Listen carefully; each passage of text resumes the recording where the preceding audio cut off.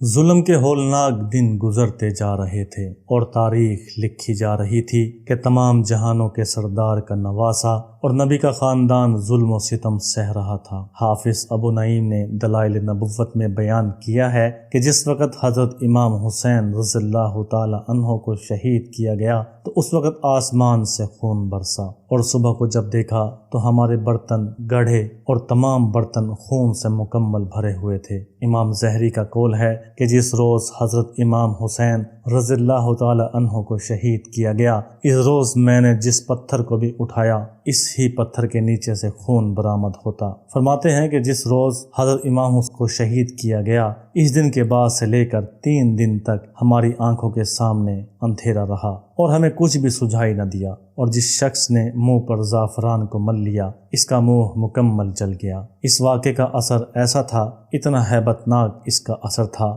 کہ زمین کانپ اٹھی تھی اور رو رہی تھی، خون کے آنسو رو رہی تھی، اور دیکھنے والوں نے اپنی آنکھوں سے دیکھا کہ بیت المقدس کے پتھروں کے نیچے سے تازہ خون پایا گیا۔ جس پتھر کو بھی اٹھا کر دیکھتے اس کے نیچے سے خون نکلتا۔ کہاں کربلا کی وہ پاک سرزمین اور کہاں بیت المقدس کا وہ مقدس گھر کہ جہاں تک جاتے ہوئے بھی انسان سوچتا تھا کہ اتنا بڑا سفر کیسے کیا جائے۔ وہاں کے لوگ یہ دیکھ کر حیران ہو رہے تھے کہ بیت المقدس کے ہر پتھر کے نیچے خون کیسے آ چکا۔ علامہ جلال الدین سیوطی بیان کرتے ہیں کہ جس وقت حضرت امام حسین رضی اللہ تعالی عنہ کو شہید کیا گیا، اس دن سورج گرہن ہو چکا تھا، اور اس دن سے لے کر مسلسل 6 ماہ تک آسمان کے کنارے تک سرخ رہے۔ بعد میں آہستہ آہستہ وہ سرخی ختم ہو گئی۔ البتہ جس کو آج بھی شفق کہا جاتا ہے وہ آج تک موجود ہے۔ کہا جاتا ہے کہ یہ سرخی امام شہادت حسین رضی اللہ تعالی عنہ سے پہلے موجود نہیں تھی، اور آپ بیان کرتے ہیں کہ حضرت امام حسین رضی اللہ تعالی عنہ کی شہادت کے بعد 7 دن تک میدان کربلا میں اندھیرا رہا۔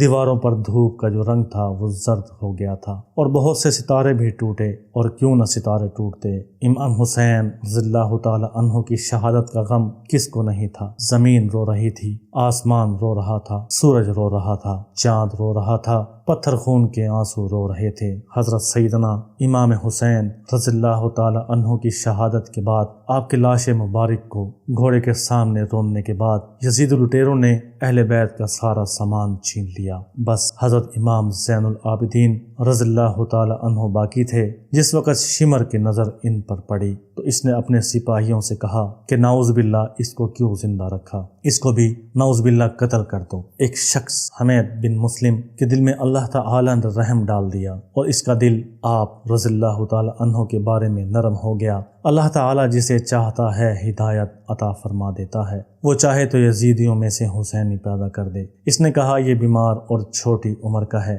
اس کو قتل مت کرو۔ اس کے بعد عمر ابن سعد بدبخت نے تمام شہداء کے سر کاٹنے کا حکم صادر کر دیا، اور اس کائنات میں وہ وقت بھی دیکھا کہ جب خاندان حسین کے تمام جنتیوں کے سر مبارک کاٹے جا رہے تھے۔ کاٹنے والوں کو رحم بھی نہ آیا۔ ان کے دل کتنے پتھر تھے کہ جس خاندان کا احسان وہ ساری زندگی نہیں چکا سکتے، جو خاندان ساری امت کے لیے رحمت بن کر آیا، آج اسی خاندان کو زحمت مل رہی ہے، اذیت مل رہی ہے، بے دردی سے ان کے سر مبارک کاٹے جا رہے ہیں۔ اس کے بعد یزیدیوں نے شہداء کرام کے سر مبارک کو آپس میں بانٹ لیا، اور امام حسین رضی اللہ تعالی عنہ کا سر مبارک خولہ بن یزید کو دیا گیا۔ یزیدی لشکر لٹے ہوئے قافلے حسینی کو اپنی حراست میں لے کر کوفہ کی جانب چل دیے۔ یزیدی لشکر کے نیزوں پر شہداء کے سر تھے۔ اہل بیت کی خواتین کو کہ جن کے سر سے بے غیرت اور بے حیا یزیدیوں نے دوپٹہ تک چھین لیا تھا، بے پردہ اور بے حجاب اونٹوں پر بغیر محفل بٹھا دیا تھا،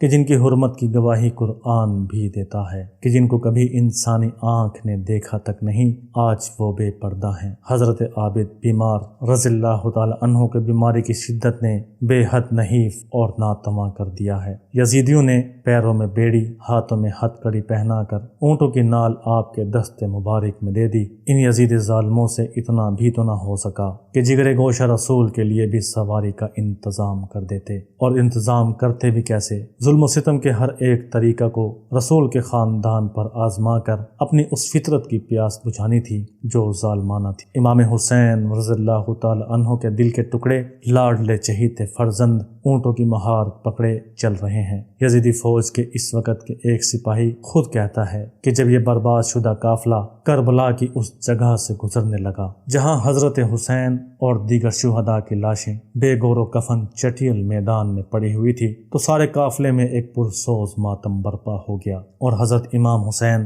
رضی اللہ تعالی عنہ کی بہن حضرت زینب نے انتہائی درد کے ساتھ روتے ہوئے کہا، یا محمدہ، یا محمدہ، آپ پر اللہ اور ملائکہ کا درود و سلام ہو۔ دیکھیے یہ حسین چٹیل میدان کی خاک میں اور اپنے خون میں ٹکڑے ٹکڑے ہو کر لیٹے ہوئے ہیں۔ یا محمدہ، آپ کی پیاری بیٹیاں قیدی بنا کر لے جائی جا رہی ہیں، ان کے ساتھ ظلم کیا جا رہا ہے، سر پر دوپٹہ بھی نہیں چھوڑا، آپ کی اولاد بے دردی سے قتل کی گئی اور ہوا ان پر خاک اڑا رہی ہے۔ آپ کی فریاد میں اتنا اثر تھا، اتنی پرسوز یہ فریاد تھی کہ یہ دل سوز فریاد سن کر دوست اور دشمن سب رونے لگے۔ ابن ساہد خاندان رسول کو تار تار کرنے کے بعد 12 محرم الحرام تک وہیں میدان کربلا میں ٹھہرا رہا، اپنے جہنمی لشکر کے مقتولین جہنمیوں کی لاشوں کو جمع کر کے نماز جنازہ پڑھی اور کفن دفن کی رسم اطمینان سے ادا کی، لیکن اس جہنمی کو امام حسین رضی اللہ تعالی عنہ کے خاندان کا